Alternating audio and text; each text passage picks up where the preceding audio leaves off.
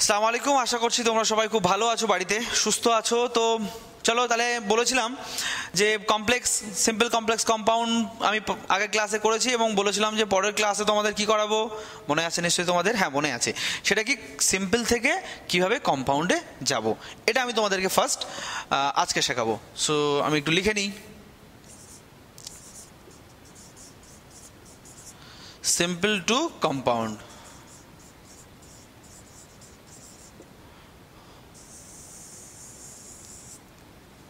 First আমি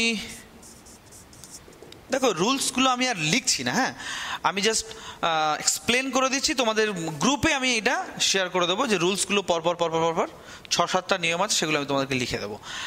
যেহেতু online class, তো আমি জাস্ট তোমাদেরকে রুল 1 দিয়ে আমি জাস্ট এক্সপ্লেন করে দিচ্ছি যে রুল 1-এ কী আছে। মনে করো কোনো একজন ব্যক্তি বা একটি বস্তু বা একটি সাবজেক্ট দুটো কাজ করেছে। কি বললাম? একজন দুটো কাজ করেছে। যেমন একটা উদাহরণ লিখি,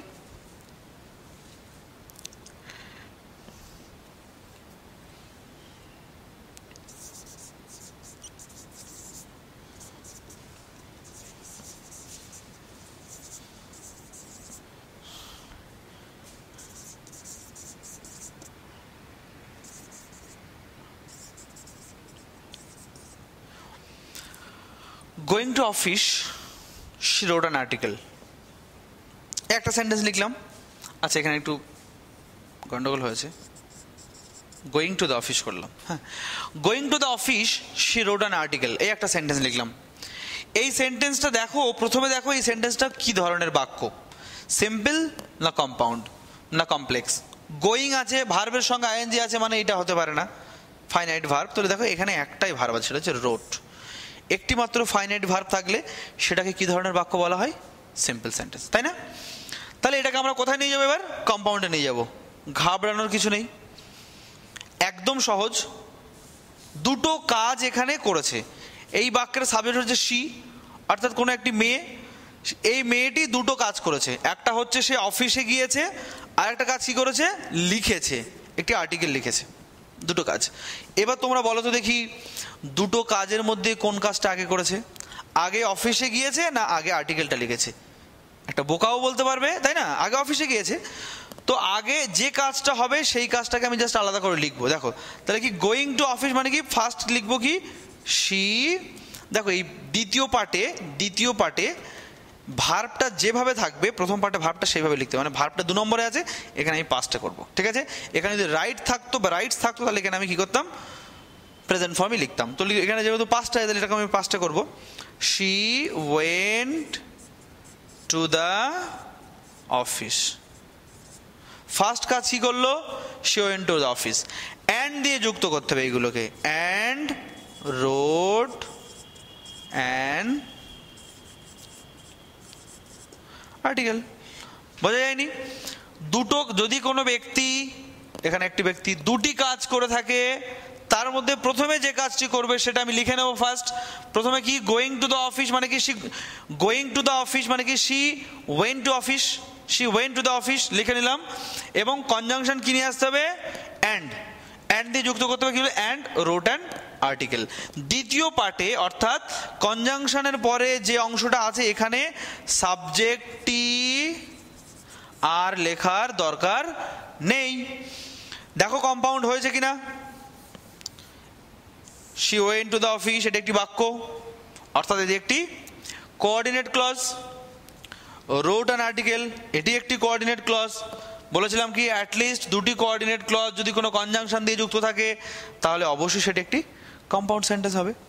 ফার্স্ট রুলস কি বোঝা গেল? রুল 1-এ আমি কি তোমাদের কি শেখালাম? যদি একজন ব্যক্তি দুটি কাজ করে থাকে এবং সেই দুটি কাজের যে কাজটি প্রথমে করবে সেটি আমরা প্রথমে লিখে নেব। কি হিসাবে লিখে নেব?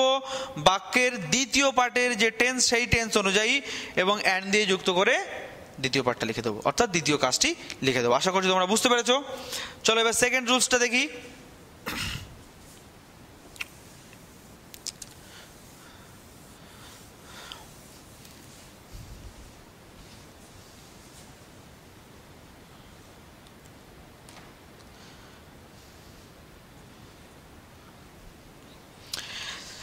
যদি কোনো রুলস 2 বলছি এবার,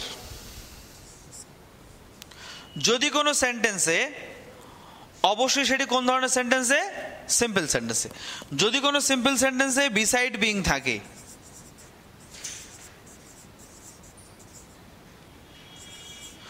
যদি কোনো সিম্পল সেন্টেন্সে বিসাইড বিং থাকে, তাহলে বিসাইড বিং এর পরিবর্তে সেখানে আমরা কি ব্যবহার করব, not only but also.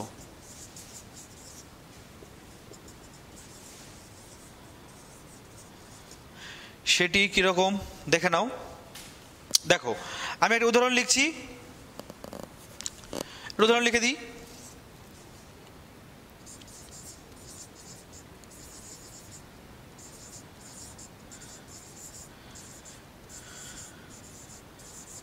Besides being a good student, he is a good singer. Besides being a good student, he is a good singer. এই দেখো বাক্যের মধ্যে তুমি যখনই দেখবে বিসাইডস বিং আছে, তখন সেটাকে আমি কিভাবে করব, নট অনলি বাট অলসো। তাহলে কি করব, হি is not only a good student but also a good singer. বোঝাতে পারলাম? বিসাইডস বিং যখনই থাকবে সেক্ষেত্রে আমরা কি বসাবো, not only but also. Besides being a good student he is a good singer, সেক্ষেত্রে আমরা কি লিখলাম, he is not only a good student but also a good singer. আশা করছি বুঝতে পেরেছো। চলো এবার রুলস 3 তে চলে যাই।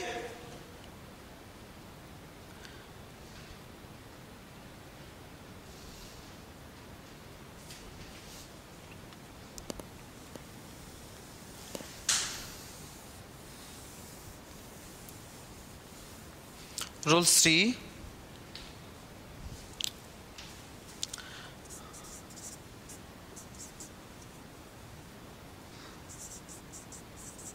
in spite of থাকলে বাট, এটুকু মনে রাখবে, জাস্ট সংখ্যায় মনে রাখবে, ডিটেলসটা আমি তোমাদেরকে নোটস আকারে দিয়ে দেবো। ইন স্পাইট অফ যদি থাকে কোনো সিম্পল সেন্টেন্সে, তাহলে সেটাকে কি করব আমরা, বার দিয়ে দুটো ভিন্ন ভিন্ন যে ক্লজ থাকবে সেগুলোকে আমরা যুক্ত করব। যেমন একটা উদাহরণ লিখি,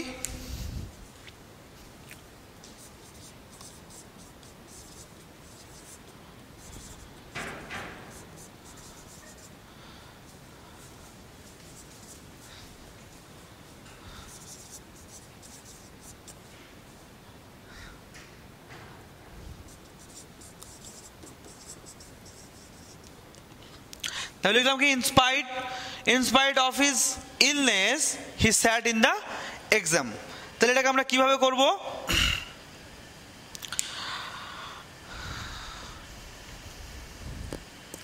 প্রথমটা কি ছিল, in spite of his illness, আর একটা কি ছিল, he sat in the exam. তাহলে দেখো দ্বিতীয় পার্টের ভার্বটি দেখো পাস্টে রয়েছে। তাহলে আমরা প্রথম পার্টটাকে কি করব, ইলনেস, ওটাকে আমরা কি করব, হি ওয়াজ ইল, এই একটা হলো। হিজ ইলনেসটাকে আমরা জাস্ট সেন্টেন্স আকারে লিখলাম, সিম্পল আকারে, he was ill but he sat in the, বা এটাকে চেঞ্জ করো, স্যাড ফর দ্য এক্সাম। তাহলে এখানে কি লিখবো, স্যাড ফর দ্য, আশা করছি বুঝতে পেরেছো। এরকম অনেক থাকে, in spite of his poverty he is honest. তাহলে ফার্স্ট কি লিখবো, he is poor but he is honest. এইভাবে করতে হয়। এগুলো খুবই সহজ ছিল। তো কি বুঝবো আমরা এখান থেকে, শর্ট কিভাবে মনে রাখবো, ইনস্পাইট অফ থাকলে সেখানে আমরা কি করব, দুটো ভিন্ন ধরনের বাক্য। দেখো এখানে কি, ইলনেস, তার ঠিক উল্টো এক্সামে বসা। সাধারণত অসুস্থ হলে এক্সামে বসা যায় না, সাধারণত দরিদ্র হলে সৎ হওয়া যায় না, কথা রয়েছে আর কি। হ্যাঁ, তো দুটো ভিন্ন ধরনের ক্লজ, সেই দুটোকে আমরা যুক্ত করব বাট দিয়ে। আশা করছি বুঝতে পেরেছো। চলো 3 নম্বর।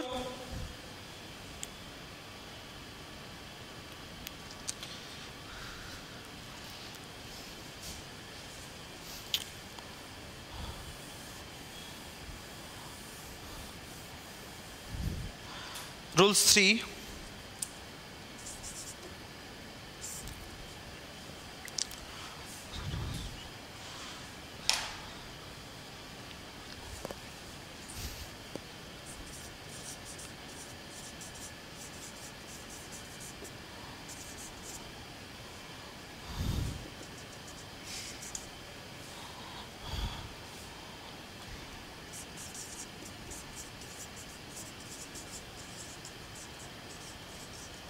এটি একটি ফর্মুলা লিখলাম, person must do or the person will not. এটা কোন ক্ষেত্রে বসে দেখো, যদি মনে করো কোনো সিম্পল সেন্টেন্সে কোনো একজন ব্যক্তিকে কিছু একটা কাজ মাস্ট করতে হবে কিছু অর্জন করার জন্য, কিছু অ্যাচিভ করার জন্য, উদাহরণ হিসেবে লিখতে পারো you must work hard. You must work hard, আমি উদাহরণ লিখছি,